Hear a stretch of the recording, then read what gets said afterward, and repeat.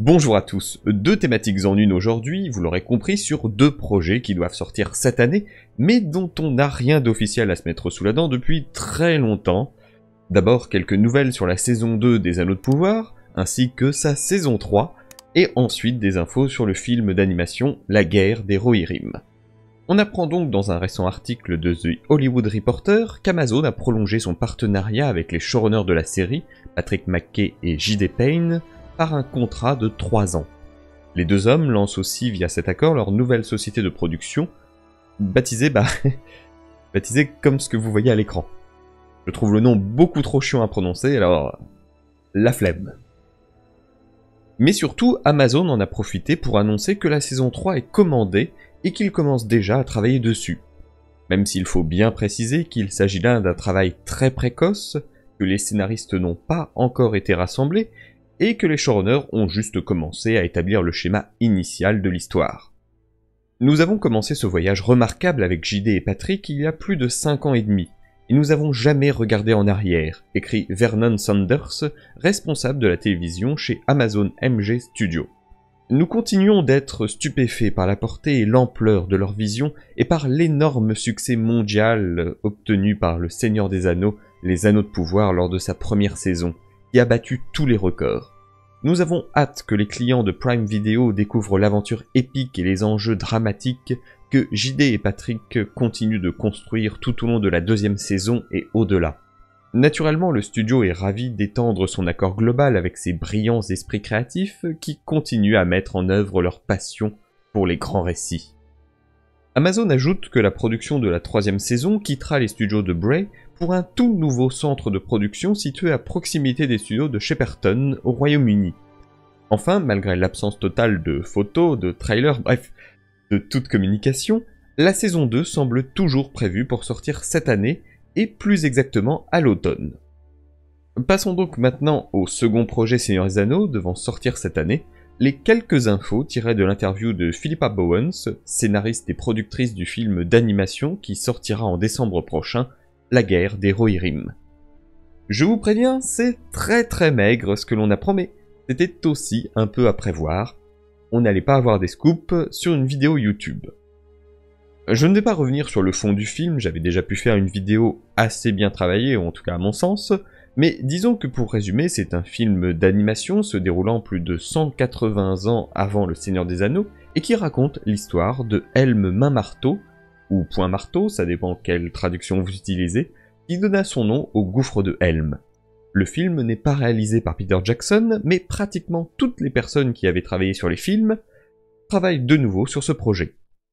Au moment où l'interview a eu lieu, les scénaristes étaient encore en train d'écrire des dialogues pour faire le lien ou pour combler certaines scènes, ce qu'ils appellent des background dialogues, des dialogues d'arrière-plan. Donc, trêve de résumé, je vous donne à la volée les différents éléments nouveaux et intéressants. Le titre a été difficile à trouver, mais s'est imposé de lui-même lorsqu'ils se sont rendus compte que l'histoire ne parlait pas de seigneurs ténébreux, d'anneaux de pouvoir ou d'elfes ou de nains. Philippa précise avec humour qu'en revanche, il pourrait y avoir d'autres créatures dans le film. À vous de voir quelle race ou monstre n'a pas été cité.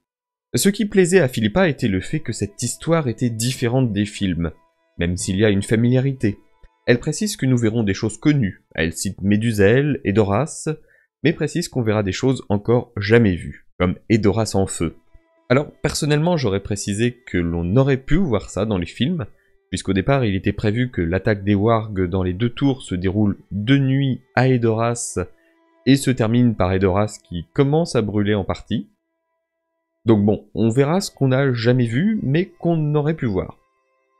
On verra aussi le gouffre de Helm avant qu'il ne devienne le gouffre de Helm. Ce film n'essaie pas de s'insérer dans les anciennes trilogies, certes il y a des résonances comme le fait que ce soit Éowyn qui raconte l'histoire, mais il est en soi autonome. Comme éléments d'histoire connus ont été cités le long hiver, mais aussi le fameux « Où était le Gondor lorsque le Westfold est tombé? Où était le Gondor lorsque nos ennemis nous ont encerclés? Où était le... » Durant le film, les Rohirrim se réfugieront au gouffre, mais il y a quelque chose d'autre dans ces montagnes. Le conflit dans cette histoire est très intense, et la manière dont il dégénère est tout aussi intense. Les enjeux ne cessent de croître encore et encore tout au long de l'histoire. C'est une tragédie, mais il y a aussi une histoire de résilience et de survie qui est très inspirant.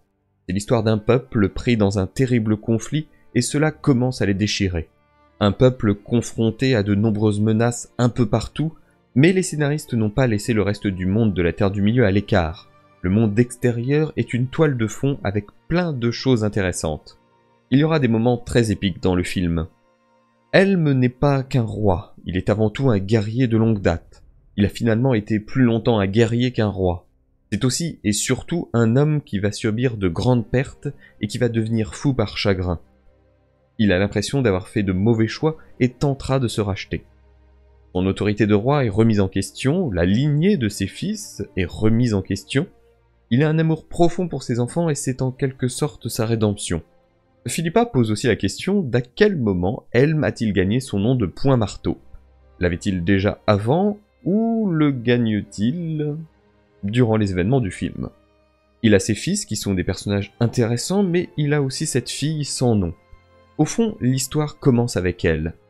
La fille de Helm, Hera, est clairement au cœur du film. Il y a d'ailleurs eu un long passage dans l'interview sur la prononciation du nom de ce personnage pour le rendre le plus proche des Vikings que de la déesse grecque. Mais vous inquiétez pas, en VF, ils se casseront pas, hein. Ça sera Hera comme Hera. Alors que théoriquement, on est plus sur le Hera. Un nom d'ailleurs trouvé par Fran Walsh, la femme de Peter Jackson et scénariste du Seigneur des Anneaux et du Hobbit, qui en vieil anglais signifiait noble. C'est une fantastique cavalière, elle est très douée à l'épée, une aventurière avec un grand amour pour la nature et pour les créatures, ce qui correspond au fait que lors du festival d'Annecy, on la voyait donner à manger à des aigles géants. Ce n'est en revanche pas une princesse guerrière. C'est elle qui doit faire face aux choix très difficiles qu'elle a à faire. Toute sa vie a été planifiée pour elle et elle finit par supporter beaucoup de conséquences d'actions d'autres personnes, notamment son père.